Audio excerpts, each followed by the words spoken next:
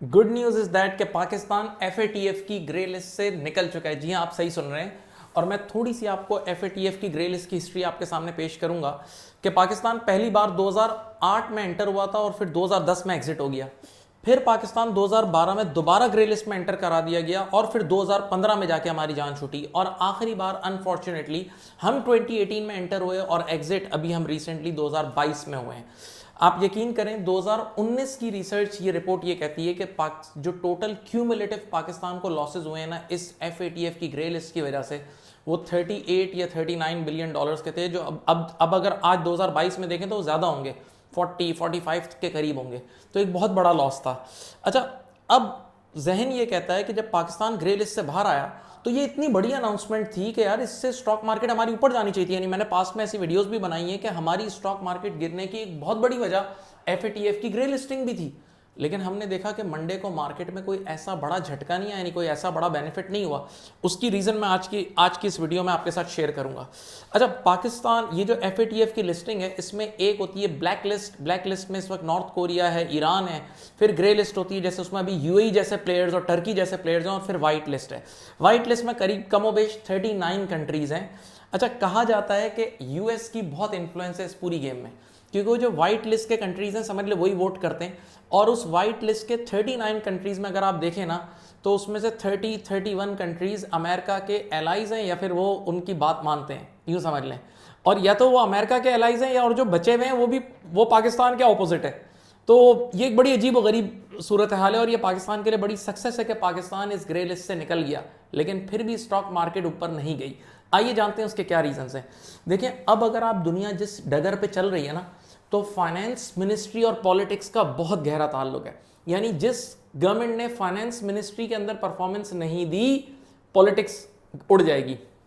आला मिसाल यूके। आप जानते हैं यूके में जो लिस्ट ट्रस अभी आई थी तो उन्होंने आते ही टैक्स कट्स दिए और बड़े शोशा किया और वो उनकी पॉलिसीज नहीं चली, जिसकी वजह से उनकी करेंसी भी डिवैल्यू हुई और कमोबेश 8 हफ्तों में उनको जाना पड़ा। और अभी जो उनके ऋषि सुनाक जो नए उनके प्राइम मिनिस्टर ऑप्ट हो गए।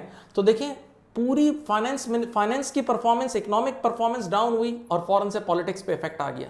हमारे यहाँ भी यही चल रहा है।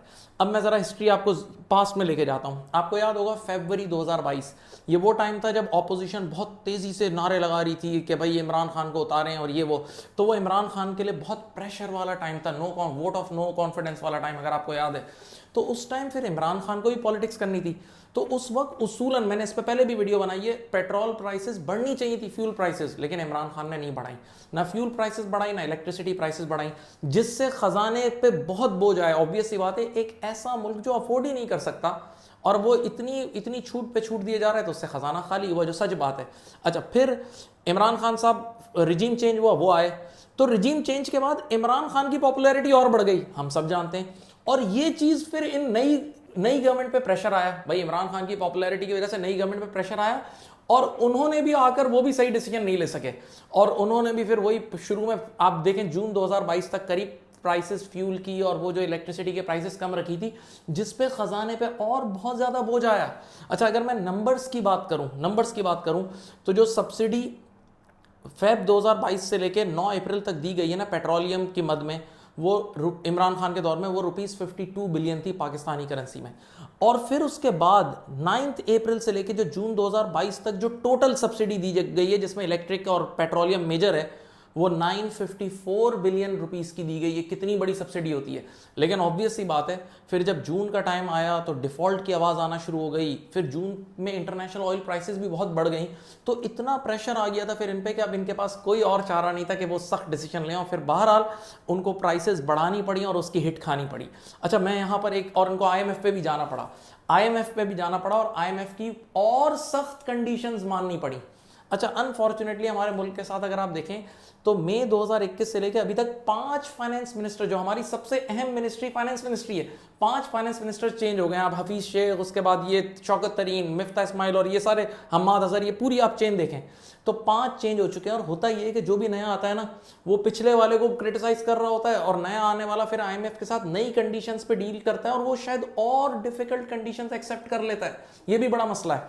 अच्छा, अनफॉर्चुनेटली अब जो अब्दार साहब आ गए तो दार साहब के आने से भी कोई इतना मेजर इंपैक्ट नहीं आया। मैं भी इसको बात साबित करता हूं। यानी अभी जो इनकी रीसेंट विजिट थी यूएस पे, अच्छा इससे पहले यूएस विजिट से पहले मैं एक और पॉइंट बता दूं कि आईएमएफ वक्त के साथ साथ प्रेशर बढ़ा रहा है हम पे। पहले जो फरवरी 2022 से पहले आईएमएफ जो पेट्रोलियम लेवाए हम पे लगवा रहा था वो ₹30 था, और उसके बाद आज वो ₹50 है, यानी पेट्रोलियम लेवाए ₹50 हो चुका है। और अब आईएमएफ का और प्रेशर भी आ रहा है और चीज़ें बढ़ाने पे मैं बताता हूँ।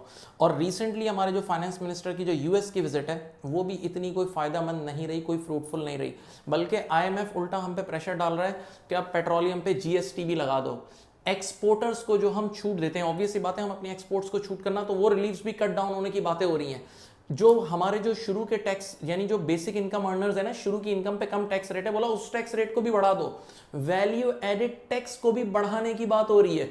जनाबे वाला जो power generation, captive power generation पे भी आपके वो इंक्रीज इन टैक्स की बात कर रहे हैं, और जो होम पावर जनरेशन है उस पे भी। इसी तरह जो फार्मर्स की ट्यूब वेल पे जो हमने जो सब्सिडीज दी हुई हैं बिग फार्मर्स को, वो भी हटाने की बात हो रही है, और नॉर्मल पावर और गैस के टैरिफ भी बढ़ाने की बात हो रही है। तो ये सारे प्रेशर्स आ रहे हैं, और यही वजह है, देखें इतने सारे प्रेशर्स एक्यूमुलेट हुए हैं कि एफएटीएफ की ग्रे लिस्ट से निकलने वाली न्यूज़ भी हमारी स्टॉक मार्केट को नहीं बढ़ा सकी। ये बहुत बड़ी वजह है। अच्छा, अब यहां पर कुछ लोग ये कहते हैं कि जब दार साहब आए थे, और से सुने, तो उसमें उन्होंने कहा था कि भाई वो आते ही मूडीज को रिप्लाई करेंगे, जो मूडीज ने हमें डाउनग्रेड किया था। तो उन्होंने मूडीज को तो रिप्लाई करा, लेकिन उसके बाद एक और फिच के नाम से एजेंसी है, रेटिंग एजेंसी है, उन्होंने हमें डाउनग्रेड कर दिया CCC+ या इस तरह कुछ। तो वो पाकिस्तान के लिए ऑल उल्टा हो गया। अच्छा, यहां पर मैं एक बात बोलता हूं, देखिए मैं तमाम फाइनेंस मिनिस्टर्स हमारे बड़े काबिल होते हैं, ये फाइनेंस मिनिस्टर बनना एक आम आदमी के बस की बात नहीं, ये सच है, ये सच है। मैं बड़े रिस्पेक्ट करता हूं हमारे सारे फाइनेंस मिनिस्टर से, कुछ से कभी कभार मुलाकात भी हो जाती है। तो मैं एक बात कहता हूं कि कुछ लोग हमारे जो अभी करंट जो फाइनेंस मिनिस्टर है उसको बहुत ओवर स्टेट भी कर रहे हैं। ऑब्वियसली बात है, वो उनके फैन है, रहे फैन, लेकिन देखें वो दार साहब को कंपेयर कर रहे हैं उनकी 1998 और 2013 की परफॉर्मेंस से, कि 1998 में जब पाकिस्तान ने वो एटॉमिक एक्सप्लोजन किए थे तो उस टाइम जो रिस्ट्रिक्शन हम पे लगी थी तो उससे उन्होंने निकलवाया था, और 2013 में आईएमएफ की कंडीशन से उन्होंने डील करा था, और उसमें आईएमएफ ने हमें 18 वेवर्स दिए थे। लेकिन वो ये भूल रहे हैं कि 2013 और 1998 के हालात और आज के हालात में बहुत फर्क है। इस सच्चाई को मानने से वो इनकार कर रहे हैं। भाई उस टाइम हमारे रिजर्व्स कभी 18-17 बिलियन डॉलर्स थे, आज $6.5 बिलियन का हमारे पास या $7 बिलियन का रिजर्व है। देखें फर्क कितना है। उस टाइम, और से सुनिएगा ये बात, उस टाइम यूएस से अफगानिस्तान में फंसा हुआ था और वो हमारी हेल्प चाह रहा था, तो शायद हमें वो फेवरेबल टर्म्स मिल गए थे, लेकिन अब वो हालात नहीं है। तो जो लोग, तब लास्ट पॉइंट सुने, जो लोग ये सोच रहे हैं कि अब अगले 6 महीने में उनको कंसेशंस मिलेंगी गवर्नमेंट की तरफ से, तो शायद वो गलत सोच रहे हैं। उम्मीद है अल्लाह करे पाकिस्तान के हक में जो भी हो वो अच्छा हो। अपना बहुत ख्याल रखिएगा। अल्लाह हाफिज़। Thank you.